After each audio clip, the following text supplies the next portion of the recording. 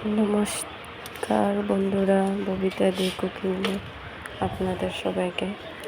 তো চলো বানাই। আমি বানাবো কলার থুর। তো দেখেন, কলার থুরটাকে বেছে নিব একটা একটা এরকম ফুল বাইর করে।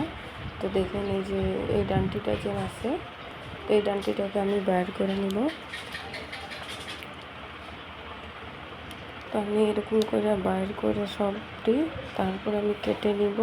তারপরে কড়াইতে গরম অল্প জল দিয়ে এটারে অল্প বয়েল করুন 5 মিনিট ঢেকে, লবণ আরও অল্প দিয়েছি।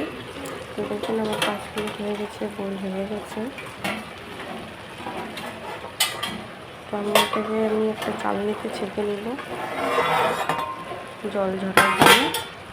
তো আমি কড়াইটা আবার বয়ায় দিছি। তো এখানে 2টা শুকনো লঙ্কা, তেজপাতা আর জিরা দিয়ে দিয়েছি। তো আলু 2টা আলু কেটে রেখেছিলাম, তো আলু দিয়ে দিলাম। তো আলুটাকে আমি লাল করে ভেজে নিব আর হলুদ লবণ দিয়ে দিব। আর পরে দিয়ে আমি একটু আদা দিয়ে দিব। তারপরে এটাকে একটু আমি লাড়াচাড়া করে আরও ভেজে নিব। তারপরে আমি শাকটা ঢেলে দিব, ফুলের শাক।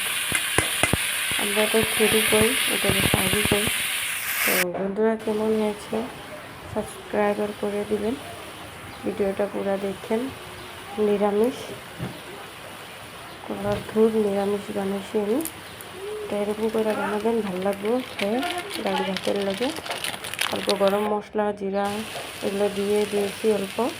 তো দেখেন কেমন হয়েছে, ভালো হয়েছে। তো আবার আগের ভিডিও নিয়ে আসুন আবার। Tata, bye bye.